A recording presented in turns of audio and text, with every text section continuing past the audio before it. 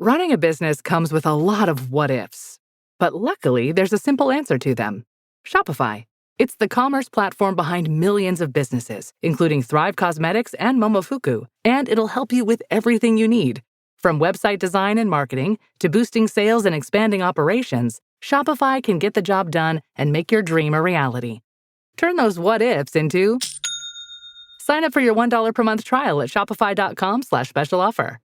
I just want to say again, I think you guys like the discipline, the dedication that goes on with these podcasts. You're over 100 episodes. It's almost unbelievable, right? You guys have family, full-time job, hobby, sports for kids, I'm sure, and you still find the time to dedicate it to the payroll industry. I think that's so impressive. It's admirable. Thank you very much. You guys are it. Thank you. Welcome to our podcast, It's About Payroll. We're your hosts, Brian Escobar and Walter William Duncan III. Whether you're new to the payroll game or a seasoned veteran, we have something for you. Welcome back, folks. This is another episode of It's About Payroll. We're up to 114 episodes, proudly. And before we have an amazing guest with us today. She's been on before, Melisa V, and we're going to get into it. She's ready to go and has some great topics to talk about. But before that, we're going to get into pay news. And before that, what's up, Walt? How you doing, sir? I am good. Thank you, man. You always do such a great job with the intros, man. I don't ever think I ever tell you that, but you do such a great job every time. So thank you for the consistency there, brother. Thank you, bro. I appreciate you. It wasn't always, but wait, hold on. It wasn't always. He's saying that because at one point I would just bobble things up and forget to even address it. But still, it was in the beginning, right? Well, see, no, that was when we were doing things separately. Right, we weren't. That's when you were doing the pay news updates yourself. Oh, that's right. That's when that happened. I wasn't always like by that. myself doing. Yeah, that's right. Yeah. That's right. But fair. But yeah, thank you for that. Yeah. Hey, when you love what you do, man. we both. Sir. It took 114 episodes and more than that, really, because honestly, lost tapes. Remember, we recorded for a few months before we even started posting. Yeah. So it's been a work in progress, folks, and we're so happy that you come along on this journey with us. And yeah, man, look, let's try to knock out these pay news updates before Melisa jumps on. All right, mine is short and sweet. It's from the federalnewswork.com, the Department of Veterinary, the Veteran Affairs. The Veterans Affairs have made a major change in the rules for veterans who left military service with other than honorable discharges. So this opens up the possibility for healthcare coverage for those people who had been discharged with willful misconduct or even moral turpitude, which are basically that means that they effed up, they did something bad in the military, and they were either discharged or for anything else that wasn't a good discharge or honorable discharge. So that opens up the possibility for them. And I think that is a great thing because it's not punishing them. That was punishing them all because you didn't have an honorable discharge. You don't get medical coverage potentially. Oh, that's big. You know? Yeah, that's that is huge. Yeah. So what do you got, man? And thank you for your service, by the way, because you are also a veteran. Mine's, again, short and sweet. New York governor tried to increase the NYC mobility tax after congestion pricing was rejected. Real quick, I was in New York a few weeks ago, and my family, and we were going into the cities. My little one's birthday, so she wants to go to, into Manhattan and the American Girl and all that stuff. Yeah. And my family's, oh wait, they didn't do it yet, but be careful because they want to do congestion pricing and they're going to charge to get into the city. And New York goes through this conversation every few years where it gets so congested in Manhattan that they consider trying to create some friction about going into Manhattan. And and it's only between certain streets, right? It's like above this street and below that street that they want to try to keep it less congested. But it was rejected. That congestion pricing was rejected. And it's not, it's not going to happen right now. I can't say that it won't ever happen. Of course, I'm not the government. But at the same time, so the governor of New York, right after that was rejected, she tried to say, then let's increase the payroll tax for any payroll professionals that have employees in New York, they may be familiar with the NYC payroll tax. And it's an additional tax. It's state. They have state, and that's the local. It's the local NY. If you live in NYC, they additionally tax you on that. She wanted to increase that tax to make up for the lost revenue on this rejected congestion pricing. But that was also rejected. They were like, lawmakers were like, yo, we just rejected this. You're just trying to shift the money somewhere else. No, rejected it as well. They were like, you tried it. Yeah, good try, but not so fast. Payroll professionals that have employees in New York, you've been saved from some complaining, really, because workers would have called them, my check is not done. Like, my check went down. Yeah, because your taxes went up. So you got saved on that. But yeah, man, they're talking about money and increases and decreases. This is specifically for payroll pros, right? It's for every worker, but payroll pros need to be aware that effective July 1, a final rule that expands overtime protections for millions of nation's low-paid salary workers is increasing. The salary threshold required for exempt employees is being raised from 43,000 to 58,000. And it looks like it's as of Jan 1, 25. So it's going in effective now, but I guess they're going to give all of us a grace period to catch up and to make an adjustment, because it will impact planning. If you're a payroll pro, you need to go ahead and pull that report for your employers and show them who will be impacted. Add another column for the actual amount of impact so that your leaders could see what it's going to cost them to bring that up. And if you want to be even more thoughtful, you could think about average overtime, because the question becomes, do we just raise everybody's salary, or do we keep them, do we reclassify them as hourly now, which would make them eligible for overtime? So there's going to be an impact there, and you got to estimate what that overtime is going to look like, because a salaried employee doesn't track their hours traditionally. So you really have no insight on how much overtime they work. And most salaried employees do work overtime, right? That's true. Go ahead and finish this off for us, Walt, and then we can get into a conversation with Melisa. Go ahead, stay there, Melisa. We're just finishing up on our sponsor, and then we get into it. All right. So that means that millions of American workers will be required to track their time and attendance, right? Yep. So whether they're new to time and attendance tracking or they're looking to make a change, TimeTrack Go provides a simply better solution that they can have you up and running in a matter of minutes. If you follow the link on our episode's notes, you'll also get the first month free. Don't miss out. Take advantage of the special offer. Use the link in our show notes to start your 14-day free trial in the month of June to qualify for your first month free. You can go to timetrakgo.com. That's www.timetrakgo.com, or you can call 888-321-9922.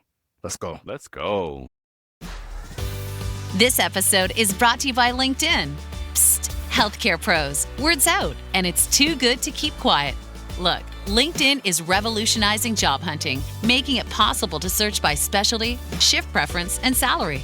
Endless scrolling is out. Whether it's a mental health therapist or dental hygienist, finding the perfect role is faster and easier than ever. Head to linkedin.com/healthcare and start your search today. All right. And right on point, Melisa Vicioso joins us. And how have you been? It's been so long. Good. I had to do a little recap to see when was the last time we talked, and it was March 2023. Wow. So over a year. Or April, rather. Yeah. Yep. So I think it's been more than a year. I just want to say again, I think you guys, like the discipline, the dedication that goes on with these podcasts. You're over 100 episodes. It's almost unbelievable, right? You guys have family, full-time job, hobby, sports for kids, I'm sure, and you still find the time to dedicate it to the payroll industry. I think that's so impressive. It's admirable. Thank you very much. You guys are it. Thank you very much. We appreciate it. Yeah. Thank you. And we went to a payroll PayCon this past year for the first time. It was our first time ever going. and we went on behalf of the podcast ourselves. We got ourselves there, and there was like over 2,000 people there, and a part of us was like, oh my God, I wonder, it would be great if everybody knew who we were. They didn't, and that's fine. It just shows us like, hey, where we need to grow. But all the leaders, all the who's who people there knew who we were. And we actually interviewed most of them. So that was like, wow. And they all, same thing, Melissa, just they were like, keep on doing it. You're doing a great thing for payroll. Keep up the good work. And that was like everything for us. That was all the validation we needed, is just folks like you to say, yo, keep doing this. It's good. So thank you so much. But in that year, you've made a lot of catch us up. What's going on? How you been? A lot. Yeah, a lot of moves. Like location. I moved from Florida to New York, back up north. A lot of just job changing. And to be honest, just a lot of just different insights on payroll. Okay. I think the beauty of Payroll One is you have the ability to change industries, change companies, and still have that knowledge, right? And I think it's an underrated skill or maybe opportunity to do, right? Not every organization you're allowed to bring your sales knowledge, right? You're selling a different product or it's a difference in maybe even culture, right? Payroll is payroll, right? Everyone has to get paid. And I think, and I always tell people this, I'm like, my background is very colorful, just in different industries. But I feel like my current industry current company is very niche in the sense of just trying to be as innovative as possible. Nice. And I think that it's a challenge. Okay. It's the first time that I think that payroll for me is a little bit of a challenge. Ooh. Okay. Yeah. And I think, and again, it's odd, right? Because it's not a technical challenge. Okay. More of what brought my topic, right? Payroll being an unsung hero of an organization. The first time in my 13 years of payroll that I have to prove the function. I have to prove the importance. And it dawned on me, I've been in the company for almost 6 months, and it still hasn't hit. Wow. Okay. And it's surprising. I talk to other people in the industry and a lot of my peers with more experience, less experience, and they're even like, but I don't get it. And I'm like, you know what? At first it was a little bit frustrating, but I think it's, again, more of a challenge. I think, you know what? Everyone needs this in life, whether it's personal, professional. And I think it's just, again, being that evangelist for payroll. Showing, and again, this is what you guys do day in, day out and on the podcast, right? You showcase how important payroll is, right? What skills that you can bring. And it's not pressing a button. It's different facets. Yep. And I think this is my biggest challenge. Wow. Okay. Good luck. Well, I'm excited to hear more about that. Yeah. As we go, hopefully we can reconnect a little bit more and hear about that challenge. And because I find that interesting, right? It's something that I think is bringing out the best in you, right? It's causing you to think in a different way. It's causing you to look at things from a different point of view, I would assume, right? And so that sounds it sounds daunting, but it also sounds very thrilling in one side, right? Yeah, I think it's, you know what it is? For me, it's a part of education.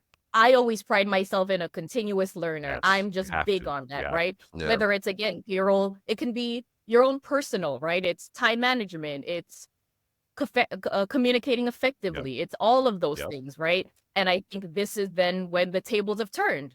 Like when now I'm the educator, right? And I'm teaching other people, right? How important this can be, right? Yeah. And as simple as it sounds to say, yeah, you're paying people accurately and on time, it's more to that. There's more to than just ensuring that the financial well-being of your entire organization is taken care of, even though that's in itself is that important, right? So I feel like, so anyway, I guess I've read a lot of articles about payroll being the unsung hero, but what it brings me back to my core is I worked for an organization a couple of years ago, almost 7-8 years ago, and they had company awards, and it would be, and it was very sales oriented. So a lot of it was like MVP. It was based on metrics of revenue, which makes sense. But it was part of a Christmas party. And I remember one year when they called my name and the title of the award was Unsung Hero. Love it. Wow. And in my heart, I was just so shocked. I was like, this is wild, right? I'm like, what is happening right now? Yeah. I don't even, I almost felt, you almost feel undeserving, right? Because you're like, you have an organization of more than 500 people, right? It's a handful of awards. And when I sat with it, I was like, you know what? This is when an organization is so in touch, the behind the scenes, that you didn't have, and it was an area where your leader had to send in like candidates or send in, then I don't know if they voted on it. I don't know if it was just handpicked with what information you got, my leader provided, and I sat with it and I was like, you know what? This is how important payroll truly is, right? Yeah. When you're being called out, right, on it during a company-wide holiday, there are tons of other people that are bringing in $1 million of revenue. There's other people behind the scenes that are part of events or part of games or that are truly instrumental in the actual, on the revenue side. Yeah. And here they are giving the head of payroll Unsung Hero Award. That's so. Well, congratulations on that. And I was like, oh, but thank you. Yeah, I know, but still, we are still unsung heroes because it's true. Yeah. People underestimate it all the time. And since we started teaching. We're teaching payroll now, and in the fundamental course that I teach, that's how I started off. Something like we have to pay. Payroll is paying accurately, and I bridge off that. Such a simple statement is so complicated to achieve. We all love a legendary comeback, and Degree Original Cool Rush is back and better than ever. Cool Rush isn't just a scent, it's a movement, a fan favorite that delivers bold, fresh vibes and all-day sweat protection. Whether you have a man that spends hours in the gym, heads into the office early, or is just trying to stay fresh on a long day, Cool Rush has their back. Head to your local Walmart or Target and grab Degree Cool Rush, the fan favorite scent from the world's #1 antiperspirant brand. And that's where this journey begins, and I take you through. But I talk exactly about that. Yeah, we say it like all nonchalant. Number one thing, pay accurately, but that is a complex, and it could be super complex depending on your situation, your company situation. Absolutely. So, yeah, I love that. Wow. Yeah. So, Melissa, let me ask you a question. How do you think the pandemic, post-pandemic, has impacted us as payroll professionals? Because I think it is, to your point, we've had, even during the pandemic, it forced a lot of us to change how we do things in payroll, how we process. A lot of us had to go into hybrid or remote positions or type of work scenarios, right? How has that impacted you from a career standpoint? And can you speak to anything else? I know we had the PPP loans that were out there. Can you speak to any of that? Sure. So I think it changed it 1,000% for the better. I think it truly showed organizations where the information comes from, right? Where the actual data is coming from. I think an example of that is during the PPP era, and during at that first year, I think they launched it that summer. So I think it was like May or June of 2020. Right. The company that I was with, I think we were on our 3rd round of layoff, and we were just trying to figure out how to get the capital. Wow. And when that PPP loan was advertised, the only questions that were on that application were payroll related. It was your 941s, what are your taxes, what FICA, all of that was only payroll related. It wasn't the CFO getting involved. It wasn't the controller getting involved. It was truly payroll data. And you needed to be one of the first companies to even get that information to your bank in order to qualify. Yep. I remember the bank that we're using, I think it was a community bank. So it was, I think they had the spot, like 20 spots open. Wow.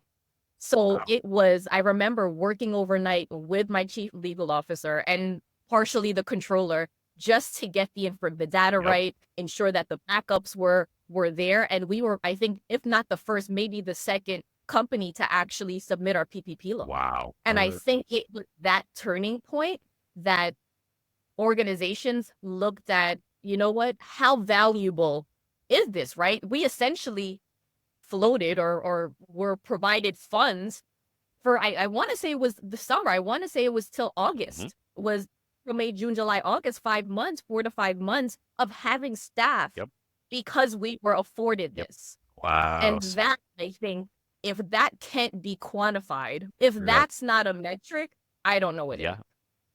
I think that, again, was a turning point. And I thought in my head even further, I said, what else can we do with this data, right? We can also really bring to the table the true cost of an employee, right? Overtime is trending up, right? Why is attrition in this department going? You know what? Maybe it's the compensation. Let's meet with the comp guy or the comp girl and see, what the salary levels look like. And I think again, we see the beginning to the end of an employee life cycle. That's right. Yeah. Right? They come in, we see when they leave. And I think, and again, it's how staffed your team is as well, right? I don't want to bring all these ideas out and someone's listening in and they're like, I'm a team of one. Where do I find the time, right? But I think, again, it's loving your craft, right? It's being that passionate about it to know where you can fit in. And I think that's important, right? I think when you really use it as leverage and you really understand the importance, even if the organization doesn't give you that, doesn't highlight your function or doesn't recognize you, right? I think that's everyone's kind of internal battle in payroll, right? Everyone says it. It's a thankless job. But I always flip it. I think I say this in almost every interview, in almost every new hire orientation with a payroll team is, I look at every payroll as an accomplishment. That's right. That's right. And like that. I do like to get that. me through, right? You have a weekly payroll. Guess what? You have 52 or 53 opportunities to say, I won. You know what I'm saying? And to me, if that's the bottom line, you did win. And I think that's what keeps you going until payroll is recognized as a function or as a department that holds enough importance. You have to keep that morale going. And I think everybody, again, in payroll, and whether it's 2 years, whether it's 10 years that you've been in payroll, you constantly have that battle. So I think back to your point, back to your question, it's during the pandemic, I think it forced organizations to say, we really we need to have this payroll data clean. We need to have it available. We need to have it digestible for at any point in time, right? When we need payroll insights, when we need payroll analytics, we can pull it and we can understand the true cost, right? We can understand what the breakdown of that line item on the P&L. Right? Like, yes. That's important. And I love it. So I made a few notes here to add to it. If you are that single payroll person and you don't have the time, things like this could help you make the case for either an additional hire, whatever have you, some resource or part-time, whatever, that additional resource that you might need. So that's one thing, right? Don't beat yourself up because, hey, that's a business case. And then you're right. The PPP, I was also involved in the PPP loan for my organization. And I think it was through that I coined the phrase data hygiene, because the data hygiene, Walt was there, and folks were like, oh my gosh, I love that data hygiene. Yeah, because if it's not clean, you're not going to have good payroll data. So garbage in, garbage out. Garbage in, garbage out. And like Anita Latink said in her book, payroll information starts as soon as an HR change or addition has been made. So it flows down, and that's the data hygiene of it all. That's the ecosystem of that data is doing that. And again, with that PPP loan project, like we started to we all started to look, everybody involved in that and that was the CFO, the controller, the COO, the CEO. It exposed payroll in a very different light. Oh my gosh. And we started to look at wages incrementally, because the other part of that PPP loan is you didn't have to pay it back if you used it appropriately. And one of those appropriate ways to use it was giving employees more wages or wages, period. And so we tracked the incremental increase through the pandemic, and they're probably still tracking it now because they want to make sure that they're on point. And that's how the loans were justified, is if you can show that you've used this to increase wages, not promotion, not this, like it was a certain definitive way. And we had to build something custom, by the way, to track that. It was custom, and we built it custom, and I was part of that as well. It was just I love it because it really exposed that. It really put a shining light on payroll. Wow. Oh, wow. You guys you have a wealth of information. Exactly. Yeah. Good stuff. Yeah. I think it's, at the end of the day, I think companies, obviously, you're looking at your product, whether it's a service, whether it's a physical product. And that's understandable, right? It's a business. It's always a business decision, right? It's a business justification. But I feel payroll can always have a seat at the table, for lack of better words, right? Or just at the end of the day, be part of that goal, right? Be part of your company pillar, be part of your mission statement. And it's not always front line, right? You sign up for payroll and it's behind the scenes, right? You're not always customer facing unless obviously there's an issue or something like that. Right. But for the most part, you're not, right? But understanding your value. You're not starting an organization saying, okay, how can the company make me feel valued? Yeah. I know my value. I know I'm confident in the service I'm providing. And this is how I'm going to communicate it. Yeah. And I think sometimes payroll professionals get lost in that, right? I think they get lost because they focus on the errors, right? They focus on all of the defects because that's the only time leadership or managers or whatever the case may be actually call you out. I think that's the area you can really bring ROI, right? You can bring ROI in HR utilization, right? That's data you can bring. Right. You know what? You're spending X amount of dollars, but guess what? We have 99.9% utilization for employees. So employees are checking for their pay. They all are looking at their time card. So that is form of ROI. Absolutely. Right? It's not this, right? If companies have COEs or if they have any self-service, or if they have a shared service team that really does do log metrics for employee inquiries, right? It's setting up how-to articles, right? It's setting up searchable items on their intranet that decreases those calls. Yes. Yeah. Right? It's that partnership. Yes. And I think there's so many areas that only payroll professionals can really dictate, right? Someone can look at a system and say, all right, let's screenshot this, let's screenshot that. But you don't really know the pulse of what a person is asking, right? They're not experts, right? That's why we're the SMEs, right? Yep. We're the subject matter experts to say, well, actually, they're not going to ask about Medicare. They're going to ask about Social Security. How far are they in the year where they're going to max out, right? When will their net pay change because they have a life event coming up? Or that's specific, where then you know how to frame the knowledge article to say, this is 2024's new limit. The 2025 new limit is this. If you reach blah, blah, blah, you can see this sample pay stub, right? And I think it's all of these things that you as a payroll professional, it's common knowledge for you, right? It's something that at every end or every start of the year, right? But each employee doesn't know, right? This podcast is brought to you by Carvana. Carvana lets you buy your next car on your terms. Explore a massive inventory online, filter for what matters, and find your perfect match. Then choose delivery to your home or pick it up at one of Carvana's iconic car vending machines. Every car also comes with a 7-day money-back guarantee, so you can make sure it's the right fit. Buy your car on Carvana. Delivery or pickup fees may apply. Limitations and exclusions may apply. See our 7-day return policy at Carvana.com. Carvana. That new customer service agent or your new CMO that just started or whoever, right? At any level, right? You can always educate. And I think that's how we can transform payroll, right? Yes. It's not the cost center. It's not just back office operations, right? It's truly educating financial literacy. Yep. Yes. And I think that's ROI. I love it. She is preaching today, man. Oh, I love it. No, I knew it was going to be a good episode because Melissa always delivers. Okay, again, some comments here. What does COE mean? You said COE. Center of Excellence. Oh, Center of Excellence. I love it. All right. So usually large enterprise organizations, they'll have Center of Excellences for HR, right? And then part of that HR, usually a sub-department of that would be payroll. Or sometimes Center of Excellences have payroll function. Right.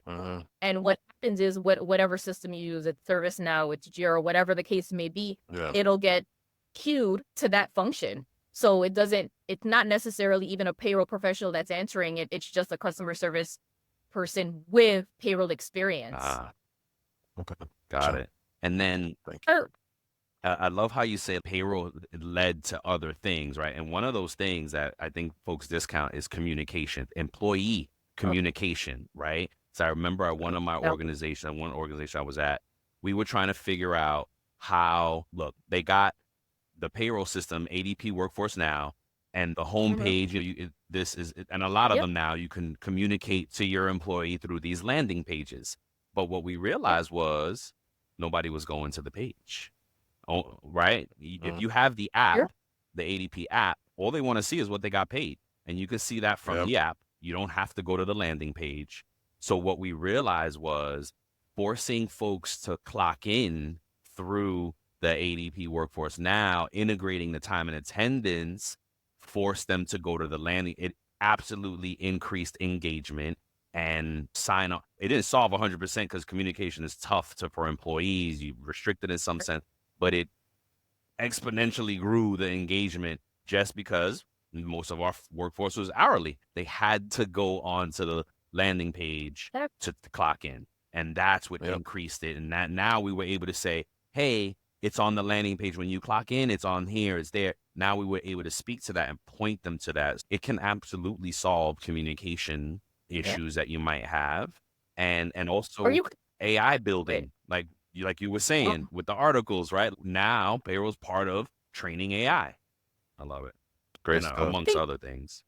You have to, I think, again, with payroll, and it makes sense because you're usually an individual contributor. You're usually just one function. And I think at least for myself, I'll speak for myself, when you're in payroll, you think you can just solve the problem on your own.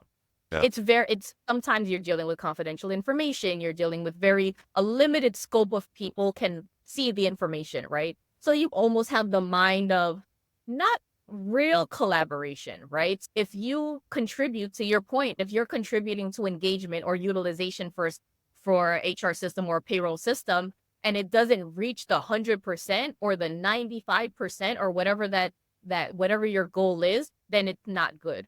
But that's not what you should think, right?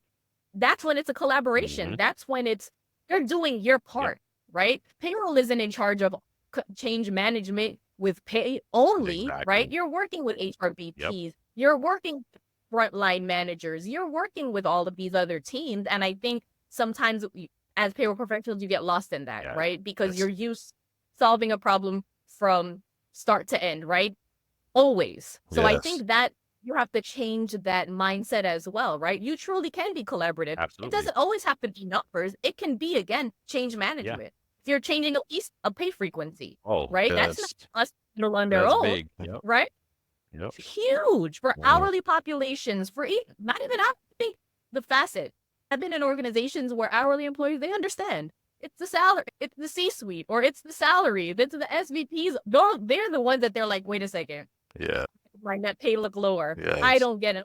I sent out this memo. It's on the intranet. It's a memo on your last pay stub. Those are the population that aren't reading. Yep. There's so much, I think, that gets lost in what payroll can contribute to. Yeah, absolutely. Another topic I talk about a lot in the class is like that. Don't be afraid to be collaborative, because that allows you to stretch and learn about other things and not just, I just do payroll. No, you can learn about finance. Maybe you want to grow into that area. Maybe you wanted to go into HR. Walt just executed a pay frequency last summer. Was it last summer or 2 summers ago now? It was last summer. Oh, okay. And he had to collaborate with the whole COO. All right, you're in ops, you're in finance, you're talking to everybody at that point to execute that. So I love it. Yeah. I love it. And that kind of cover the ROI, payroll and personnel, right? Yeah. Yeah, I think at the end of the day, it's getting confidence back in payroll. I think that's what's the missing piece sometimes. And again, I feel like a lot of employees or payroll teams, they look for that from leadership, right? They look from, and it's natural, right? I think that's a natural kind of way to think, right? If you're constantly getting recognition, you're doing a good job. Yeah. Right? For sure. You have to look inward, right? Or look to your network. Yeah. Yep. Right? I have a handful of payroll employee professionals that I reach out to when I'm stuck with something, right? And again, it's not disclosing confidential information. It's literally just saying concepts. Yep. yeah, this is how I'm dealing with it. It hasn't worked. I tried A, B, and C.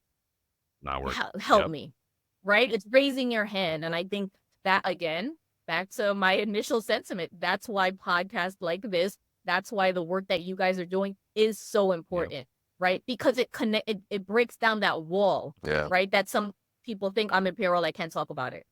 But you guys break that wall down. You know what? I saw an episode and you know what this person was talking about. Maybe if I add them on LinkedIn or maybe if I message them and maybe they'll reach out and give me some insight or point me in the right direction. And I think that's what the function needs, the industry needs. Yeah. It's missing that. Yes, absolutely. Thank you. Absolutely. Yeah, and look, they may not admit it, but we're responsible for all the other payroll podcasts that exist right now, because it was like Nick Day. Our Laurel reminded, she's like, Pay Talk was out, and I was like, yeah, but you guys only do once a month, right? We connected with Payroll Org, a professional over there, and rightfully so, kind of putting Pay Talk on it. But again, Pay Talk is once a month, and Nick Day was on his day, but Nick Day, we all have our own flavor, and now there's a bunch of them, and thank God, because when we first started, we were like, there's no content out here, there's no payroll content, and that's why and there's still only 2 authors now that have written payroll books that are not textbooks, right? Yeah. Anita Latink and Bart Vanderstorm, both from the Netherlands, by the way, which he reminded us in when he was on. So there's still opportunity. There's still a ton of opportunity to fill gaps for content in the payroll world. I'm here for it, and welcome everybody else that joined us. But great, you guys are the trailblazers. Oh, thank you very much. We appreciate that. And you too, because I remember your episode at the time was like spiked in our rating, right? And we had folks was like, because you bring this different angle and a new perspective on things, and folks were loving it. And I think I don't want to say the first female, but one of the first females that we had on. I remember my daughter at the time, she was like, oh, I love that you have these female leaders, and I love it. It's inspiring. I was like, oh, cool. I didn't even think about it that way at that time. Yeah. I don't know if I ever told you that. Just like looking at just different perspective, different guests mentioned, and here your daughter probably not even in the payroll industry, just from an outsider looking in. And she's, look at what you guys are doing. You're highlighting female leaders. And you're like, oh, I did that. Yeah, we did. Exactly. So, yeah, man, I love it. I love it. Oh, let's do, are we ready to go into this or that? We started. Yeah, unless Melissa has something else you want to say. That's it. I think I covered all my points. We started this game, this or that. And you can, are you familiar with Drink Champs? I am. It's like Quick Time with Slime, right? Okay. You can pick either, both, neither. It is absolutely inspired by that, because I'm a Drink Champ fan. And and then we have another segment that we do at the end called Safe Talk. We usually let the guests drop off if they don't want to talk about it, but if you don't mind joining us for that, you can stay on for that too. All right, you want to start off the this or that, Walt? There's 3, and then you can finish it off. So, this or that. Pan de coco or lumpia? Of course, lumpia. Yeah. Filipino, of course. I have to go with the home team. Yes. Okay. Science or math? I want to go with math. I was a big stat person in college, and I feel, that's what kind of, to be honest, wrote me in payroll a little bit. No, fascinating. Well, doing his research. And the last one I have is music or podcast while driving.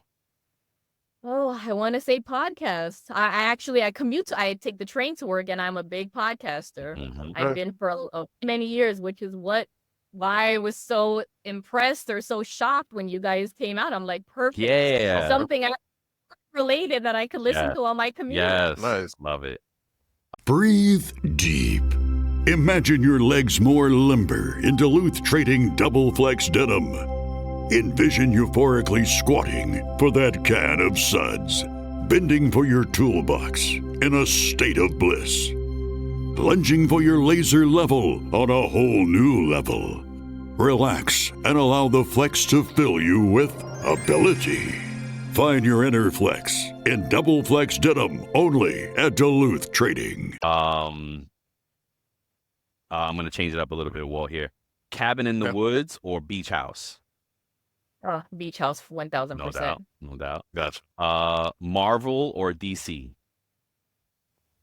I'm not a big either, That's to fine. be honest. There you go. That's fine. And do you prefer this one I like as paper or digital? You like handwriting things still, or did you everything must be typed? I'm digital now. Ooh, wow.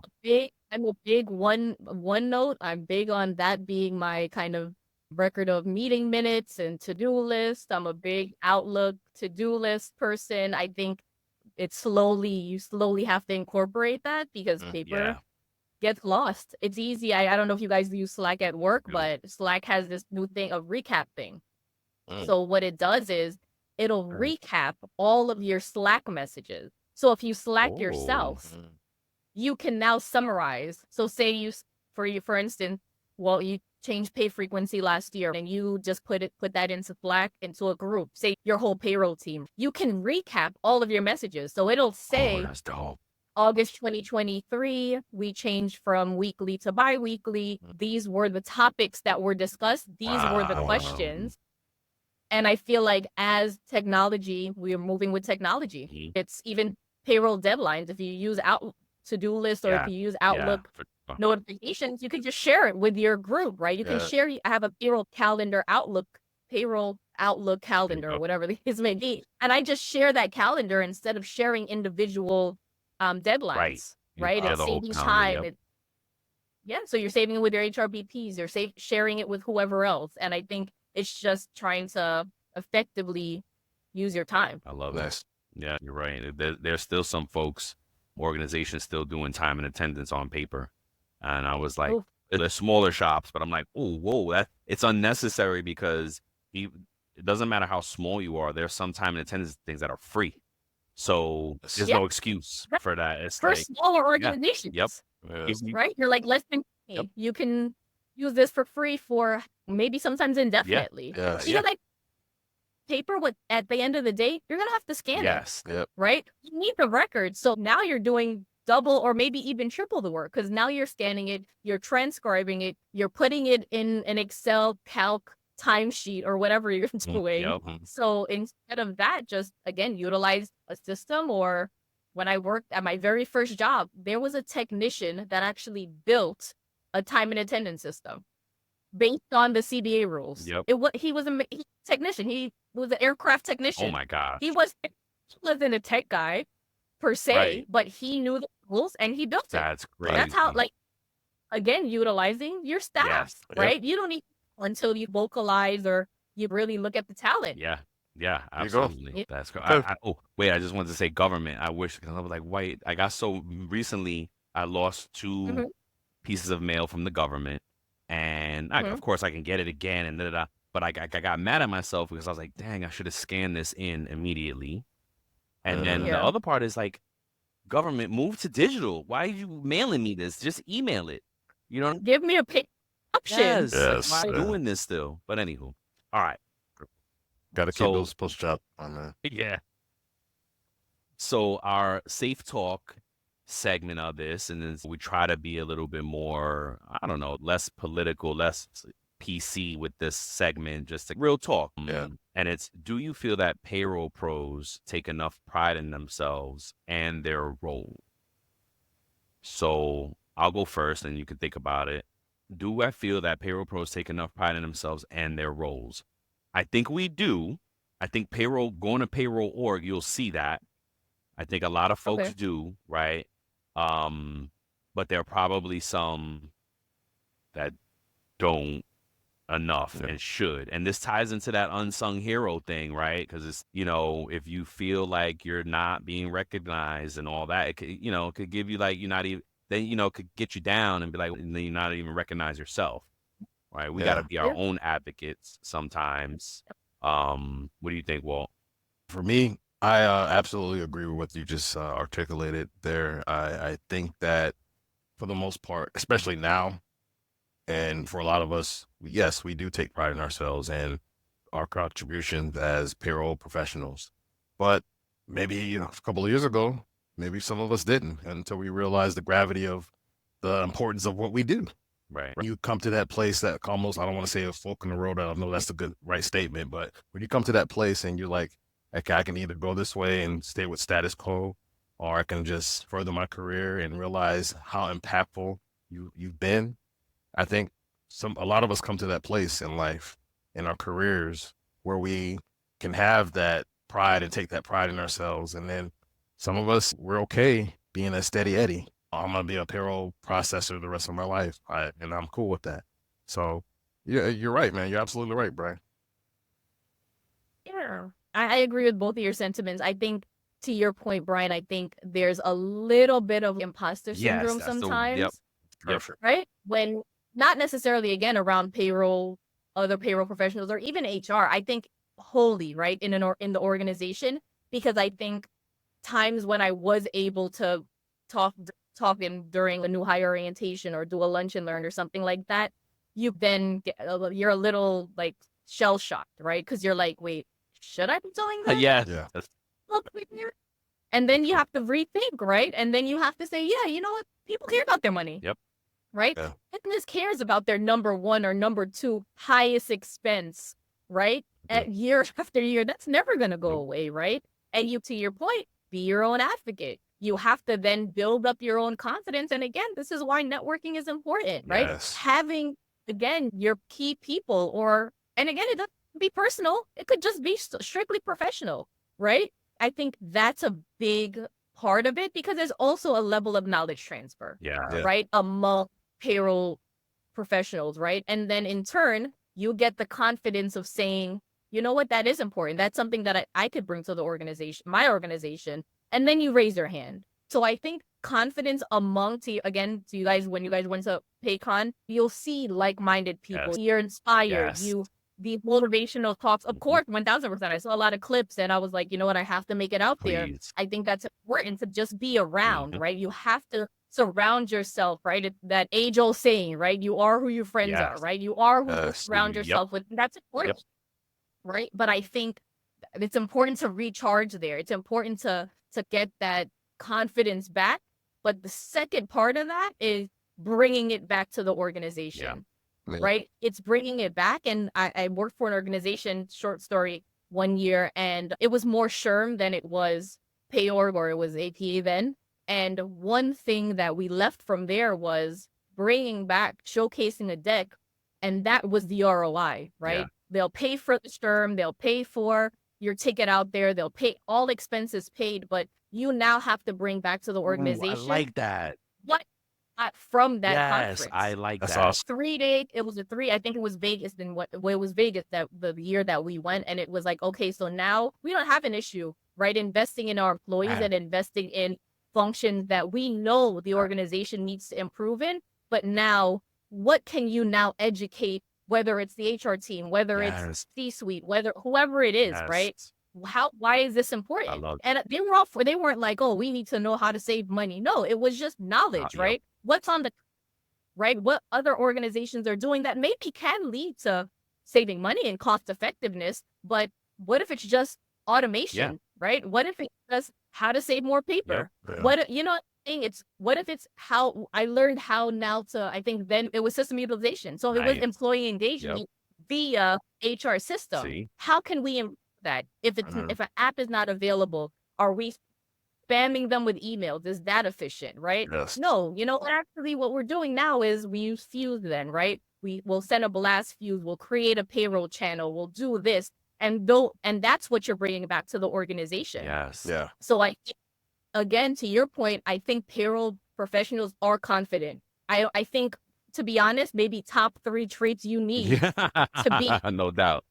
To be successful, it's integrity, right? That always tell people it's integrity, it's reliability. And 3, I think, is interchangeable with that aspect of confidence or even dependability, right? That, or maybe even, I think tech savvy is later down on the line because you can learn that. But I think ultimately those 3 are key things for you to be successful. I love that. Nice. I love that. You got to build around that concept right there.